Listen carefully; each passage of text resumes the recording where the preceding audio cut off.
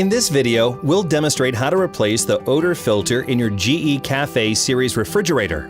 No special tools are required to complete this task.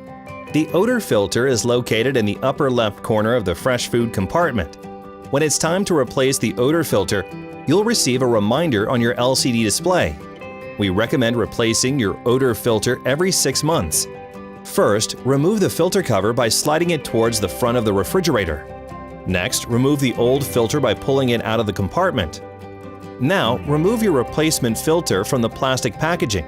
Insert the new filter by pressing it into the compartment. You may hear the filter snap into place.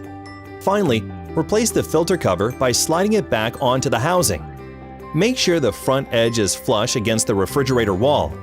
To reset the odor filter replacement reminder on the LCD display, select Settings on the main menu.